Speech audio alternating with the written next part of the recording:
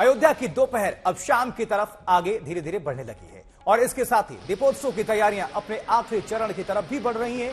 दियों में तेल बाती भरने का सिलसिला शुरू है और सरयू के तट पर 21 लाख दिए जलने वाले हैं। इधर रामकथा पार्क में दीपोत्सव के पहले मुख्य आयोजन है। मुख्यमंत्री योगी आदित्यनाथ रामकथा पार्क पहुंच चुके हैं और यहां राम की वापसी और राज्याभिषेक का कार्यक्रम संपन्न होगा और 8 तस्वीरों को आपके समक्ष हम रख रहे हैं। इनके माध्यम से आप समझिए किस तरह की तैयारी, कितनी रौनक। तो अयोध्या की खबर आपको दिखा रहे हैं, तो क्यों ना सीधे हम अयोध्या का रुख कर लेते हैं, क्योंकि वहां से हमारी सहयोगी श्वेता सिंह जुड़ चुकी हैं। श्वेता, आप तो अयोध्या में ही मौजूद हैं, तो सवाल पूछने से बेहतर है कि सीधा आपका हम रुख कर लेते हैं। Over to you Shweta Singh.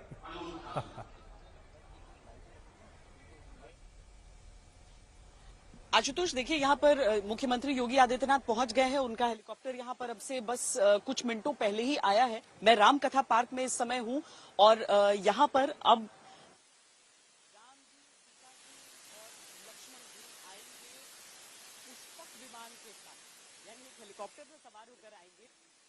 विमान रूपी हेलीकॉप्टर में वो आएंगे। यहाँ पर मुख्यमंत्री योगी आदित्यनाथ उनका स्वागत करेंगे। उसके बाद यही जो मेरे पीछे आप मंच देख रहे हैं, इसी मंच पर आकर उनकी आरती की जाएगी, उनकी पूजा की जाएगी और उनका राज्याभिषेक किया जाएगा।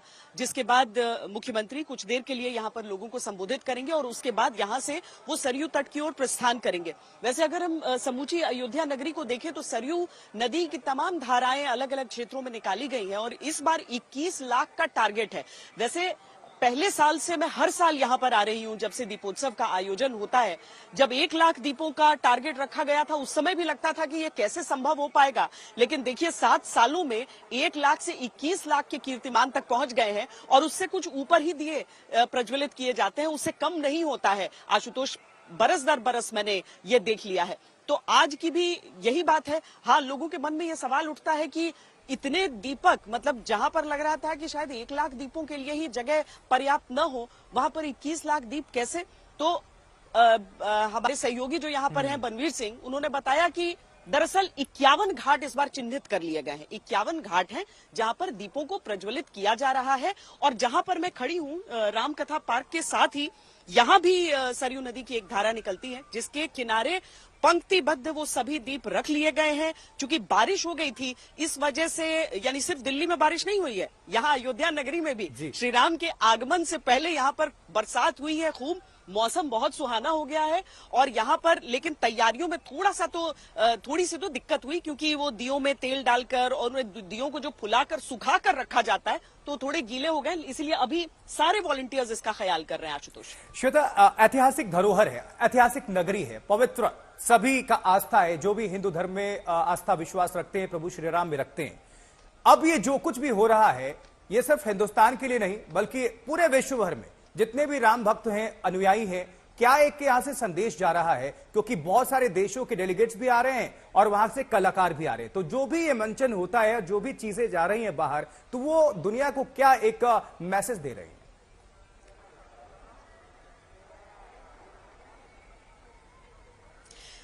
मतलब बहुत सालों तक शायद लोगों को ये पता नहीं चला, लेकिन धीरे धीरे जैसे जैसे मुझे लगता है कि एक तो जो इन्फॉर्मेशन है वो आसान हो रही है लोगों के लिए, तो लोगों को भी ये समझ में आता है कि रामलीला का मंचन केवल भारत में नहीं होता बल्कि समूचे विश्व के कई ऐसे देश हैं जहां पर रामलीला का मंचन होता है। यहाँ पर जहां पर रामकथा पार्क में मैं हूं, यहाँ पर रामलीला का मंचन होता है। दुनिया भर के अलग अलग देश की रामलीला जो मंडलियां हैं वो यहाँ पर आकर उसका आयोजन करती हैं।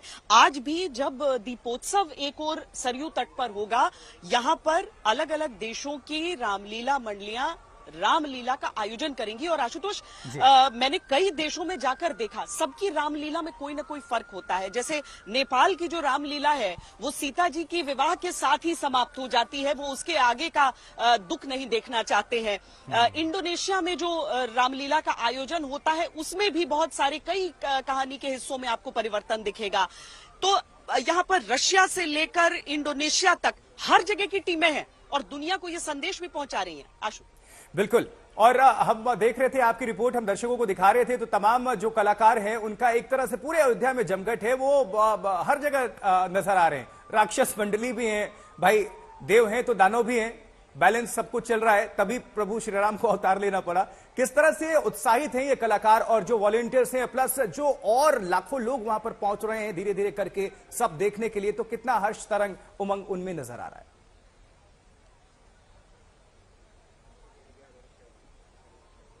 तो आशु, एक बार यहाँ पर पुष्पक विमान पहुंच जाएगा, उसके बाद मैं उन लोगों के बीच भी पहुंचूंगी। अभी मैं रामकथा पार्क इसीलिए आई थी क्योंकि मैं वो तस्वीरें दिखा सकूं। अनमोल अद्भुत तस्वीरें होती हैं, ऐसा लगता है जैसे त्रेता युग हम देख रहे हैं यहाँ पर, उसके दर्शन हो रहे हैं। और उतनी ही श्रद्धा से योगी जी स्वागत भी करते हैं जो प्रभु श्री राम, सीता और लक्ष्मण के, क्योंकि हमारी परंपरा के अनुसार, हमारी संस्कारों के अनुसार इन्हें किरदार नहीं माना जाता, इन्हें कैरेक्टर नहीं माना जाता, भूमिका निभाने वाला व्यक्ति नहीं माना जाता, बल्कि ऐसा माना जाता है कि अगर प्रभु श्री राम का किरदार वो निभा रहे हैं, उनकी भूमिका निभा रहे हैं, तो उनमें भगवान का वास हो रहा है। इसीलिए एक मुख्यमंत्री, एक प्रधानमंत्री भी उनके पांव छूता है, उनकी आरती करता है, उन्हें तिलक लगाता है।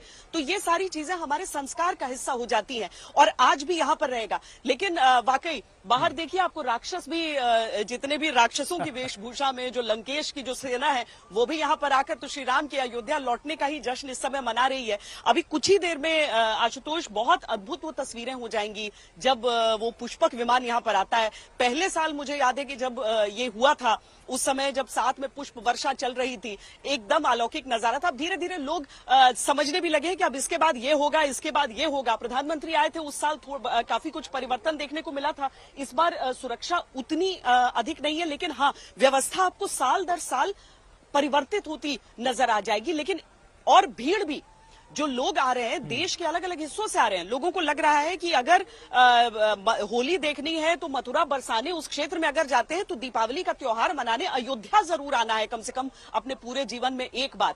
तो आपको पूरे भारत से भी लोग दिखेंगे, आपको ये विदेशी मंडलियां भी दिखेंगी, और आपको चाहे वो वानर सेना हो या लंकेश की सेना हो, वो जय श्री राम का नारा लगाते हुए ही सुनाई देंगे। क्या बात है। और इसी पर मुझे ध्यान आया कि एक बार मैंने देखा कि जो रामायण के में किरदार निभाने वाले थे, रावण के किरदार को निभाने वाले थे, उन्होंने पहले वो गए और पांव छुआ, श्री राम जी का आशीर्वाद लिया और फिर रावण के किरदार को निभाया। तो ये कमाल की बात है। साधु संत कितना फर्क महसूस करते हैं पहले और अब में। ये जो भव्य आयोजन होता है, एक सनातन, एक प्रभु श्री राम और सब आस्था लिए जो दुनिया भर की निगाहें अयोध्या पर होती हैं, तो ये कितना यहां से परिवर्तन देख रहे हैं।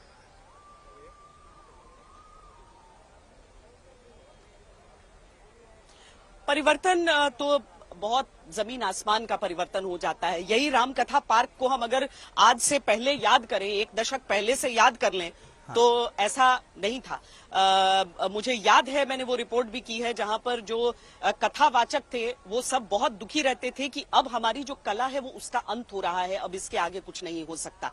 वो बहुत ज्यादा, कई बार उन्होंने विरोध प्रदर्शन वगैरह भी किए थे, कुछ होता नहीं था उसका।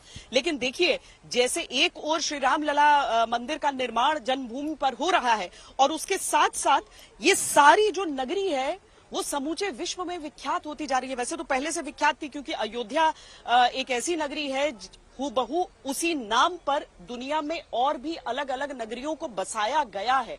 और इसी में अयोध्या, मुझे इंडोनेशिया की ही एक नगरी याद आती है, जिसका इंडोनेशिया में, माफ कीजिएगा, जोग जकार्ता जिस जगह का नाम है। अयोध्या दूसरी जगह की बात मैं कर रही हूँ, जोग जकार्ता। वहां पर हूबहू अयोध्या जैसी एक नगरी बसाने की कोशिश की गई और हजारों साल प्राचीन मंदिर वहां पर मौजूद हैं। तो ये नगरी केवल भारतवासियों नहीं, लेकिन मुझे लगता है कि आम जनमानस में, समूचे विश्व में जो भी राम जी की कथा को जानता है, उन सब के मन में ये नगरी बसी है। यहाँ पर देखिए भजन चल रहे हैं, और केवल यहाँ पर नहीं, आप अगर यहाँ पर गलियों में, सड़कों पर, हर जगह पर, चौराहों में निकलेंगे, आपको यही मधुर धुन भजन का हर तरफ सुनाई देगा। छोटी छोटी भजन मंडलियां जो हर जगह गाते वाते फिरते रहते हैं, और सब आज के दिन को उत्सव की तरह उल्लास के साथ मना रहे हैं। बिल्कुल, यहाँ तो हम स्टूडियो में आपके माध्यम से ये महसूस कर पा रहे हैं। आप तो चूंकि वहां पर खुद मौजूद हैं, तो आपके लिए भी एक अद्भुत पल, और हमेशा हर दिवाली में आप वहां पर मौजूद रहती हैं।